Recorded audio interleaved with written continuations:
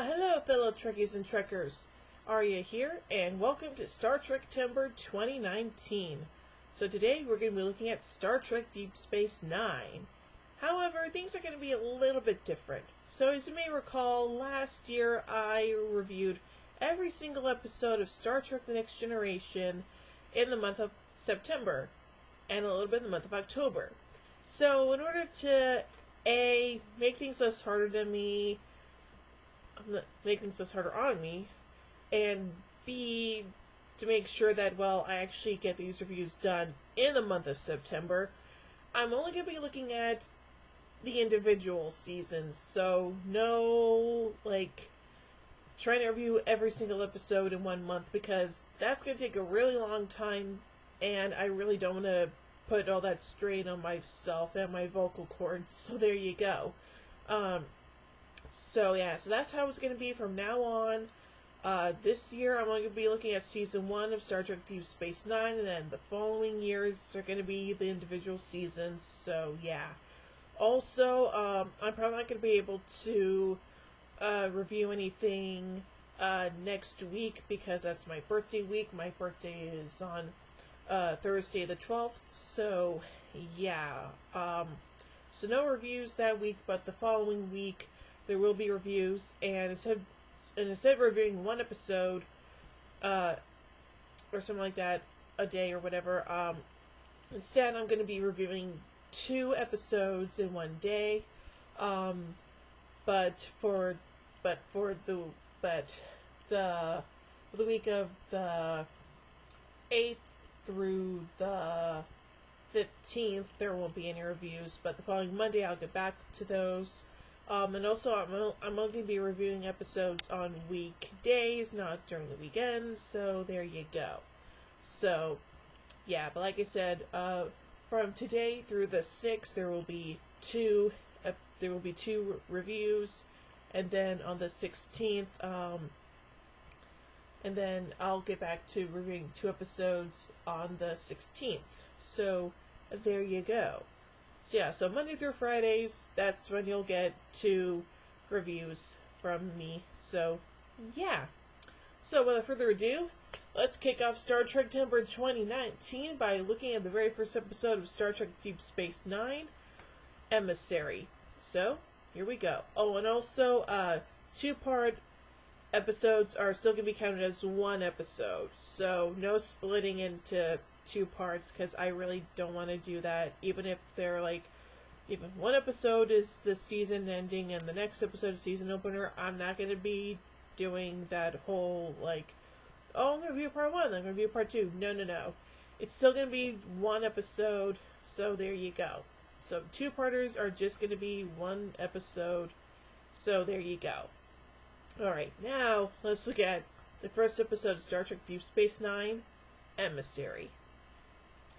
Commander Benjamin Sisko was assigned by Starfleet as Station Commander of Deep Space Nine in orbit of Bajor, previously used by the Cardassian Union during its occupation of the planet, now repurposed to help Bajor to enter into the Federation.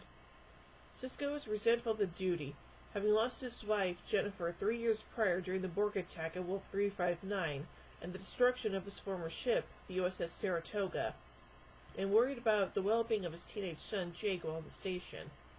When he and Jake arrive, they find the station nearly stripped bare of unessential systems by the Cardassians, and the Bajoran staff, led by Major Kieran Aries, distrustful of Starfleet's presence. As the USS Enterprise delivers more Starfleet staff, including Chief Miles O'Brien and his family, Sisko becomes more despondent at the prospect of living on the station as he receives his orders from Captain Picard, the man Sisko holds responsible for Jennifer's death. Hello? He was assimilated by the Borg, okay? I mean, come on. It's not Picard's fault, it's the Borg's fault, okay? Pretty sure there's a difference. Sisko informs Picard that he is contemplating resigning from Starfleet to seek a civilian position, but continues as ordered to perform his job as station commander. With the help of Odo, a shapeshifter who was the station's chief of security, Sisko manages to convince the Ferengi barkeep, Quark, to remain aboard the station, helping to keep the station as an active waypoint for ships, as well as providing Jake, a friend, and Quark's nephew, Nog. He later visits the spiritual leader Kyle Paka on Bajor, who shows him the orb of prophecy and change, one of several orbs believed to be sent by the Bajoran prophets. Sisko looks into the orb and finds himself reliving the moments when he and Jennifer met for the first when he met Jennifer for the first time. After his vision, the Kai tells Sisko that she believes him to be the Emissary, a messiah figure who will help Bajor, and gives him the orb to study further. When Sisko returns to the station, he finds the rest of his staff has arrived, including Chief of Medicine Dr. Julian Bashir and Science Officer Lieutenant Jadzia Dax, whom Sisko happily recognizes as a Trill and the current host of his former friend Curzon Dax. Sisko gives Dax the orb to study for a scientific explanation of the way it works. The station is soon visited by its former commander, the Cardassian Gul Dukat. Sorry, I hate Dukat. Who was also the last Cardassian prefect of Bajor. Dukat informs Sisko that he has the ship parked in orbit near the station and asks permission for his crew to visit the station's promenade, which Sisko grants. Later, Dax discovers that the orb is related to several phenomena in the Denorios belt near Bajor. Sisko realizes that any investigation will tip off the Cardassians, and arranges for Odo to use his shapeshifting abilities to disable the Cardassian sensors. With the Cardassians unable to detect them, Sisko and Dax prepare to take a runabout to investigate the Denorius belt. Sisko and Dax arrive at the location of the phenomenon and discover the entrance to a stable wormhole leading to the Gamma Quadrant. Thrilled at the discovery, the two attempt to return through the wormhole but become stuck by some force inside it. Sisko and Dax are exploring the strange environment revealed inside the wormhole when Dax is suddenly sent away, appearing moments later on the operations deck of Deep Space Nine, while Sisko remains in a wide void. Dun-dun-dun. Dax quickly relates their findings. Kira, recognizing the value of the stable wormhole to Bajor's future, orders his staff to move the station closer to the wormhole's mouth. Gul Dukat, having repaired its sensors, follows the station and discovers the wormhole himself. Dukat enters the wormhole, but when the station staff tries to follow, they find the wormhole entrance no longer open. Cardassian ships begin to arrive at the station, questioning the disappearance of Gul Dukat and dismissing the claims of a wormhole. After requesting help from Starfleet, Kira attempts to hold off the Cardassians by altering their sensor reading to make it appear that the station is heavily armed. The Cardassians eventually see through the ruse and prepare for an assault. Sisko, in the meantime, finds that he has encountered entities in the wormhole who speak to him through images of his wife, friends, and crew members. The wormhole aliens question Sisko's corporeal and linear existence, and explain that they become disrupted when such beings pass through the wormhole. They become further enraged when Gul Dukat's ship attempts to pass through, and forcibly close the wormhole and disable the ship. Sisko attempts to explain how his kind thrive on their linear existence, but the entities point out that he continues to return to the moment of Jennifer's death.